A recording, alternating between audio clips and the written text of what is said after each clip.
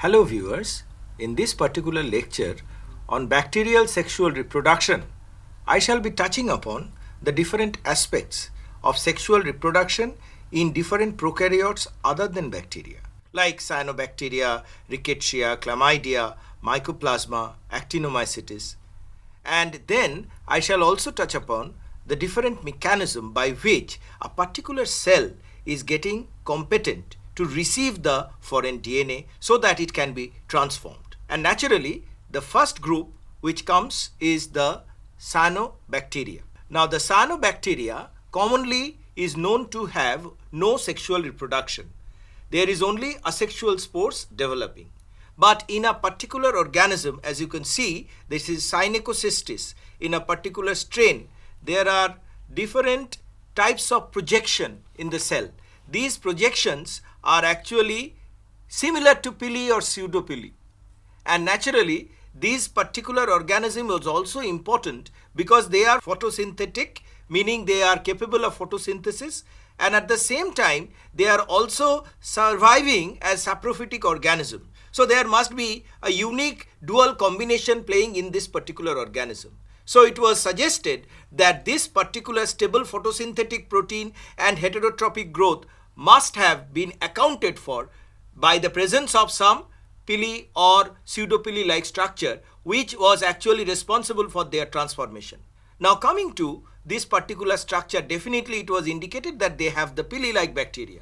And subsequently, it was observed that the pili protein like the B, C, D, G, H, M, N, O, P and even COM-A, they are all present in a sequence-specific manner in this Cynecocystis strain number PCC6803. So naturally, this particular Cynecocystis is capable of showing transformation. And at the same time, there are also specific putative genes which are present in this particular organism. It was observed that when a particular type 1 endonuclease was damaged, they were showing transformation at a faster rate.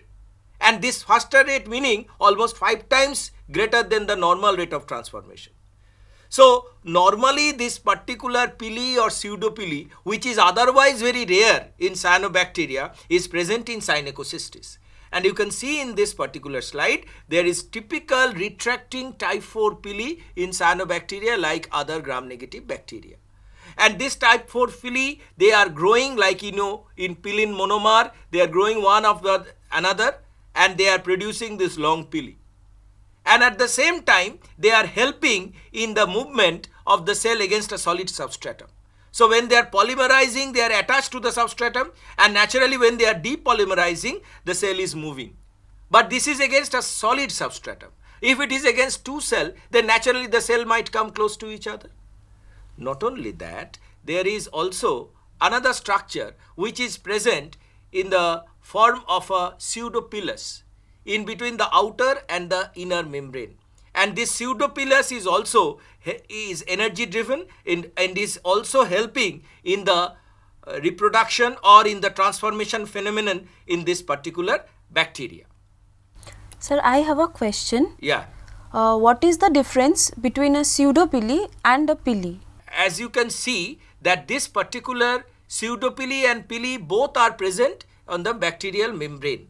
But the pili, as you can see, is projected outward. The pili is projected outward. So naturally, it is helping in the direct transformation or direct attachment with another bacteria or a cyanobacteria and is helping in the exchange of gene. But in case of pseudopili, definitely it is embedded, and naturally this pseudopili is maintaining coordination and between the outer and the inner membrane. This coordination helps in the purpose of transformation, that is, it is acting as an associated structure for transformation. Clear? Now coming to another interesting cyanobacteria, which is Anacystis nidulans. Now this particular cyanobacteria is thermophilous in nature. There is a plasmid called PCH1. This plasmid can actually be incorporated in this Anacystis and it will show resistance to ampicillin. And this particular transformation can take place within 15 to 18 hours. So it is pretty quick. And at the same time, it is at a very low dose, this transformation is possible.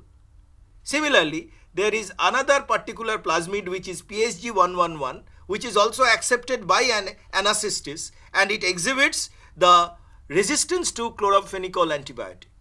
So thereby we can say that apparently there is no sexual reproduction in cyanobacteria, but because of this particular transformation plasmid, they are definitely changing their morphological or changing their physiological pattern.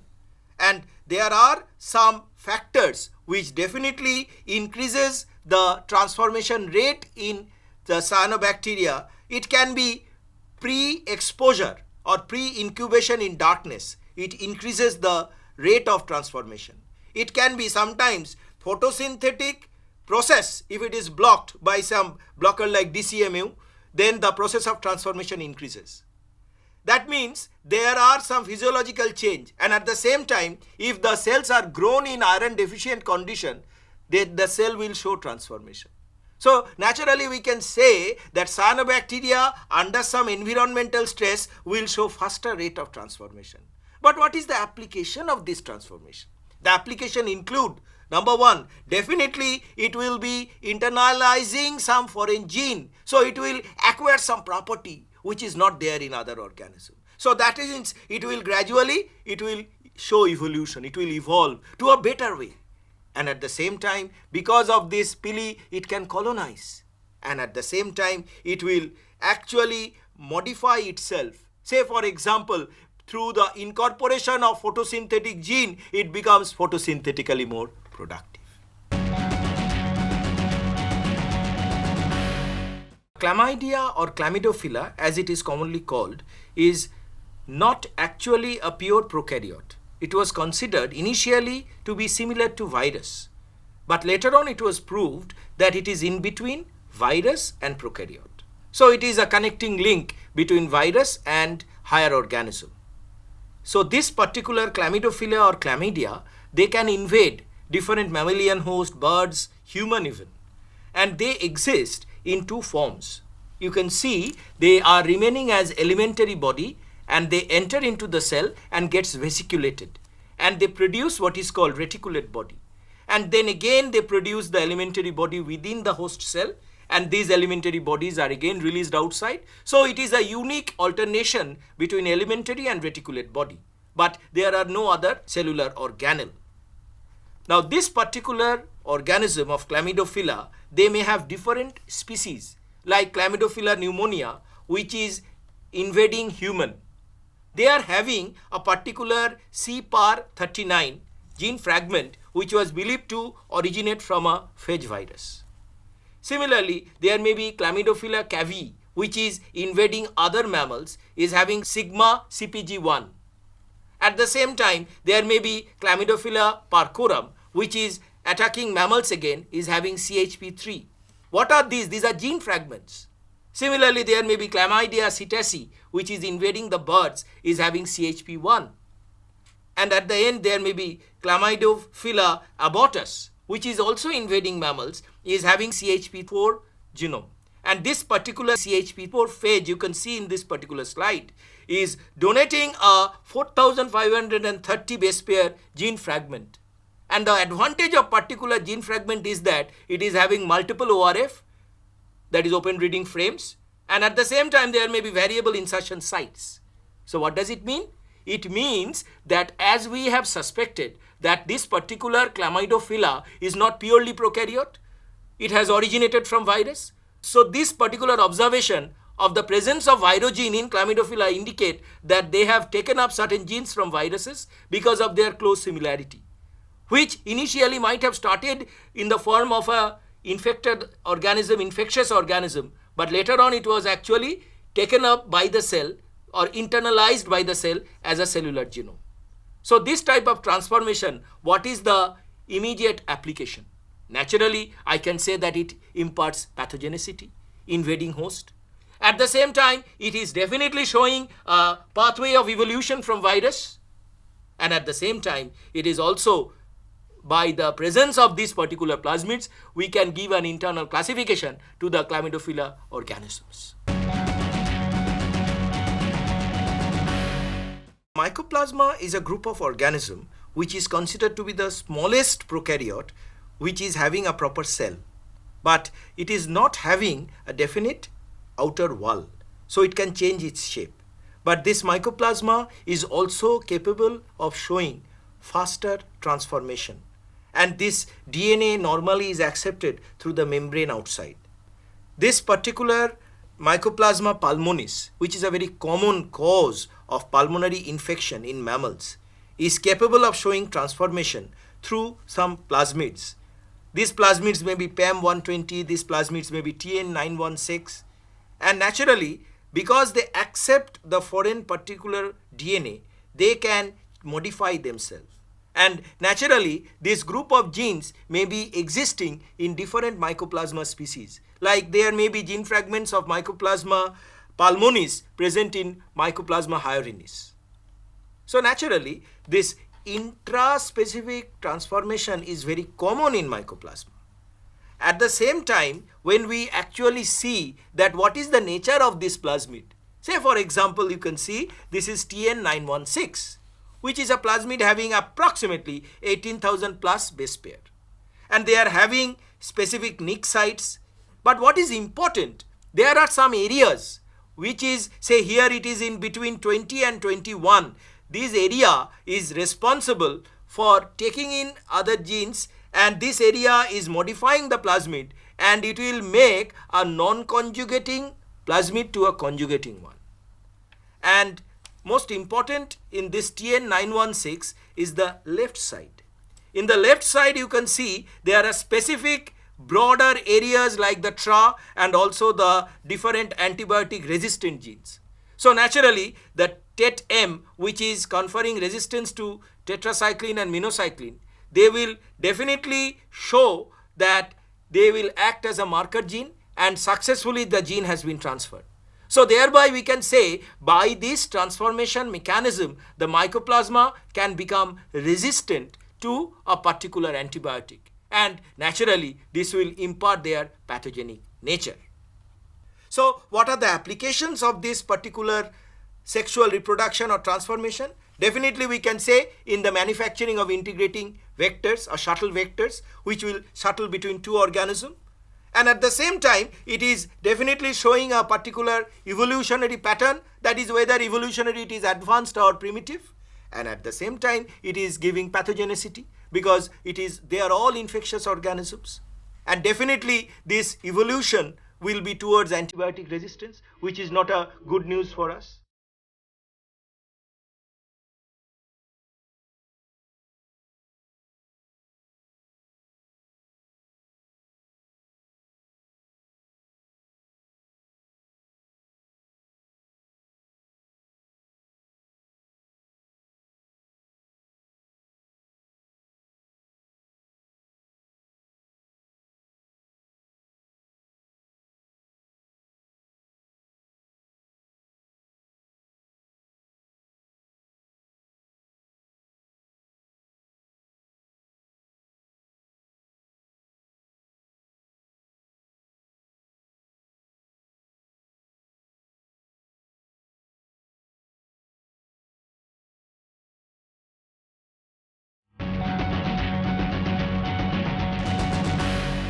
Rickettsia is an organism which is causing the common typhus fever.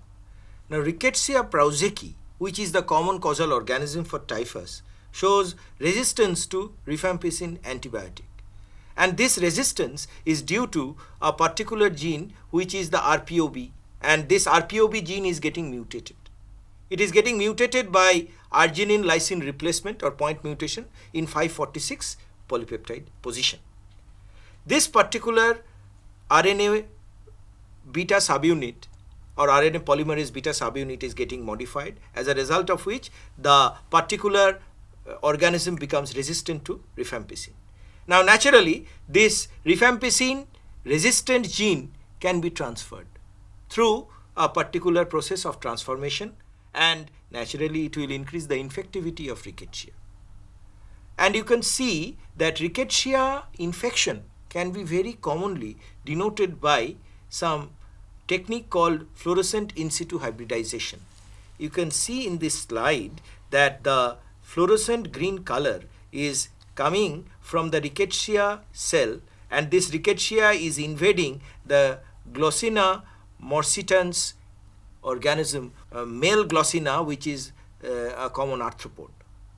So a particular rickettsia infection is definitely a common phenomenon in arthropod, and you can see that how much colonization that rickettsia is carried out. And at the same time, when you can see in this slide, the uninfected cells are not showing these green colonies of rickettsia. So FISH technique is a very common technique to detect rickettsia in a particular host cell or host cell culture. And rickettsia is actually a successful parasite. It is definitely not causing infection only within a single host. It can go into another host, and there are certain vectors which actually carry them. And this particular rickettsial genes is also present in E. coli, so which actually suggests that rickettsia is not limiting itself within its associated species like rickettsia or Coxiella, etc. It is also going into other bacterial organisms. Now there are definite barriers towards this gene transfer. Now what are these barriers? First of all, it is definitely an intracytoplasmic pathogen. So that way it is limited, it is not growing, it is not going to different other organisms to a great extent. Its mutation rate is low. So if I am stable extracellularly, what is the need of getting into another organism? I will be stable outside as a non-pathogen. And at the same time, there are plasmids present but less in number.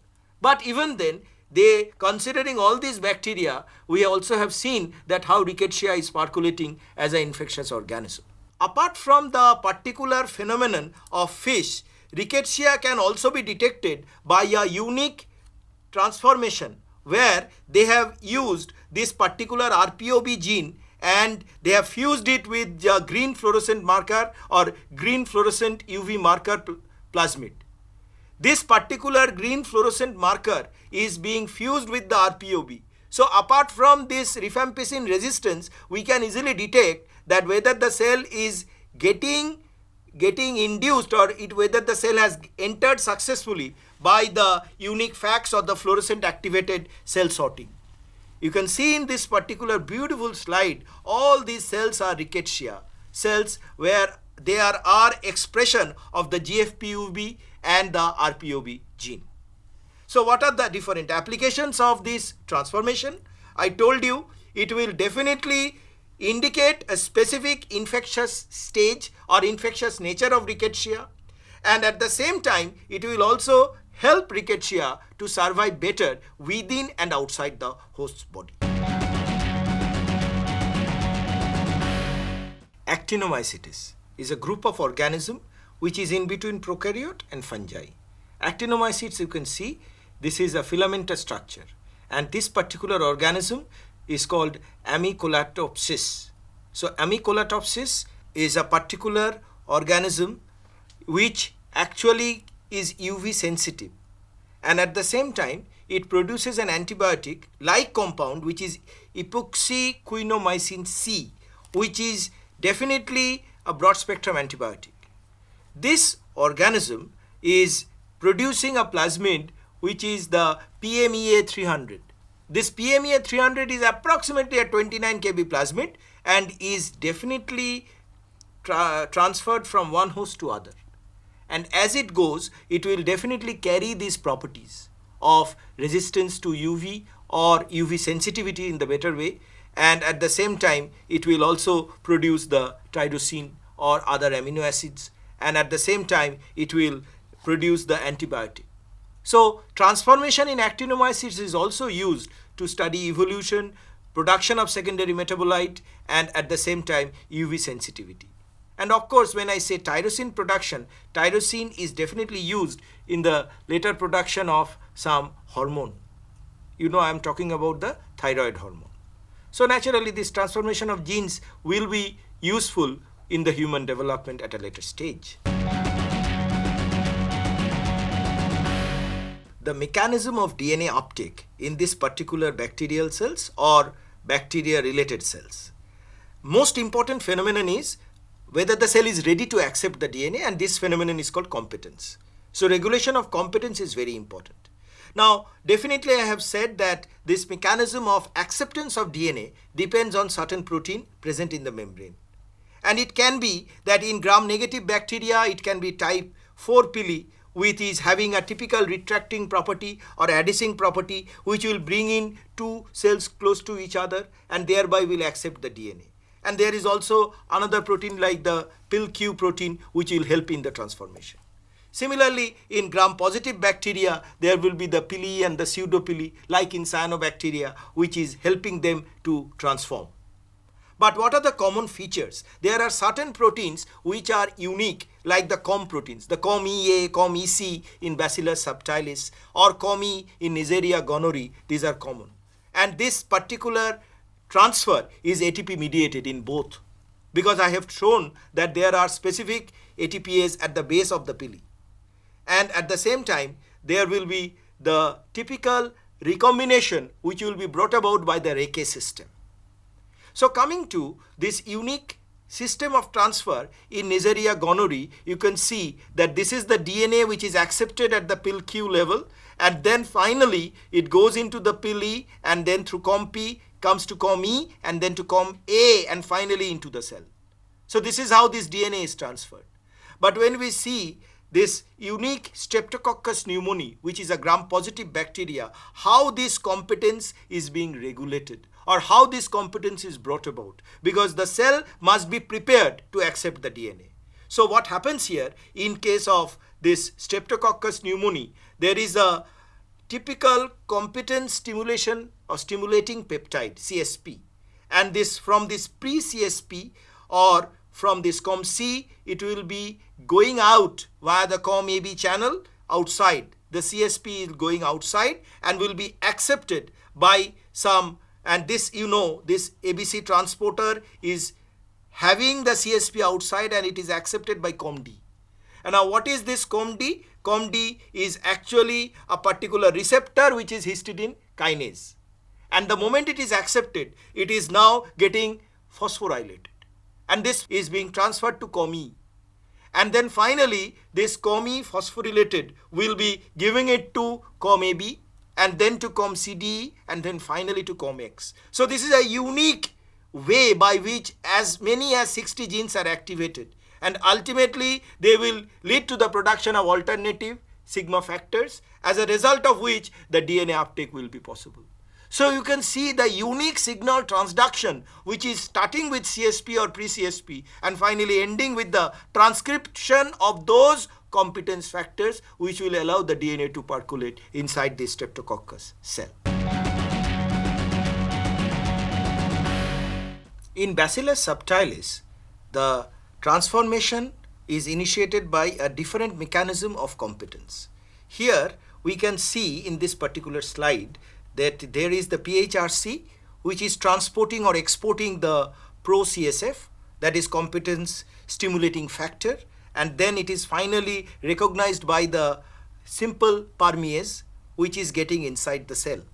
And at the same time, there is another one which is the COM-X. COM-X is also exported outside, which is a pheromone, and then again it is accepted by a typical COM-P or the histidine protein kinase. And both will interact and will ultimately activate the COM-AP. At this point, there may be the RAP-C, which is inhibiting the binding. So naturally, this will reduce the rate of competence development. But once the COM-AP is activated, the transcriptional factor will be active, and in a sequential manner, the different DEGQ or the RAP-C or the RAP-A, which is blocking the process, which will be overcome, and finally the COM-S will be active and there will be the genomic competence. So Bacillus subtilis, there are two specific pathways through which this particular competence is active. But at the same time, there are some specific common areas where we can say that both have the COM protein which is responsible for competence, which may be COM-AP or COM-EP. At the same time, the component may be exported outside and then recognized from outside because of the development of the gradient in the outside the membrane. And finally, this transporter protein is membrane oriented, which can be ABC transporter or it can be PHR protein. So these are the common areas between Bacillus subtilis and also the Streptococcus pneumoniae, though both are different bacteria. In case of Haemophilus influenzae, we have a different type of competence. We see when this particular organism is grown in starvation media, then this particular organism will develop the competency. And this is mediated by the CRP-SXY regulation. And the CRP is same as the catabolite activator protein, which is regulating transcription. There are definite promoter elements which will activate the CRP and which is definitely dependent on the CAMP concentration. And what happens is whenever ultimately the CRP is activated by SXY, then there will be a unique curvature of the RNA polymerase, which will ultimately bring about the transformation mechanism in Haemophilus influenzae. And this particular SXY CRP system is also known in other organisms, like in Vibrio cholerae, where we have the unique TFO genes which are similar to SXY, helping in competence. Now we come to the end of this particular lecture. In this particular lecture, we have discussed the different ways of sexual reproduction in other forms of bacteria or other forms of prokaryote, like the chlamydia, the rickettsia, the actinomycetes, or the mycoplasma. And we have also discussed the mechanism by which a particular bacterial cell will acquire competence and how this unique signal is actually taking place, or signal transduction is taking place in the bacterial cell, so that the bacterial cell become competent or ready to accept the DNA fragment from outside. Okay.